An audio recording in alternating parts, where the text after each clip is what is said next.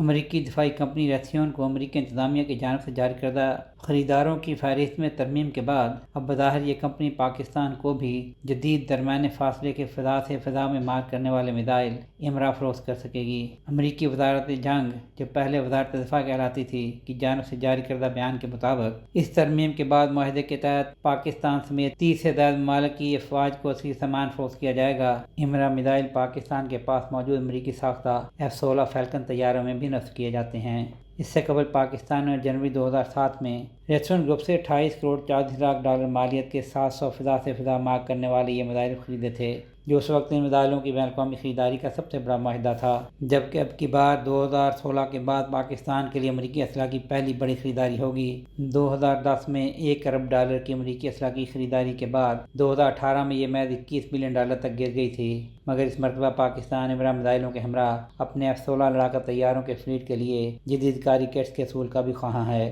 پاکستان اور امریکہ کے مابین سفارتی، تجارتی اور دفاعی تعلقات میں آنے والی گرمجوشی نے بھارت کی سیاسی اور دفاعی حلقوں میں سراسیمگی پھیلا دی ہے، اور امریکی حکومت کی جانب سے ریتھیون گروپ کو پاکستان کو فضا سے فضا میں مار کرنے والے میزائل امرا کی فروخت کرنے کی اجازت دینے کے بعد یہاں تک کہہ دیا گیا ہے کہ امریکہ اب انڈیا کا دشمن بننے کے قریب ہے۔ وہ صرف یہ میزائل پاکستان کو نہیں بیچ رہا بلکہ سعودی عرب کو بھی فروخت کر رہا ہے، جبکہ پاکستان اور سعودی عرب کے درمیان دفاعی معاہدے کو دیکھتے ہوئے سعودی عرب کسی بھی لڑائی میں یہ میزائل پاکستان کو دے سکتا ہے۔ امریکی فضائیہ کی جاری کردہ معلومات کے مطابق امرا AIM-120 جدید درمیانے فاصلے کے فضا سے فضا میں مار کرنے والے میزائل ہیں، جو ہر موسم میں نظر کی حد سے دور اپنے ہدف کو نشانہ بنانے کی صلاحیت رکھتا ہے۔ یہ میزائل امریکی افواج کے علاوہ امریکہ کے اتحادیوں کے لیے تیار کیا جاتا ہے۔ ریتھیون گروپ کی فراہم کردہ معلومات کے مطابق یہ میزائل پاکستان سمیت 40 ممالک خرید چکے ہیں، اور انہیں F-15، F-16 فیلکن، F-18 ہارنٹ، جدید F-35 سمیت متعدد لڑاکا طیاروں میں استعمال کیا جاتا ہے۔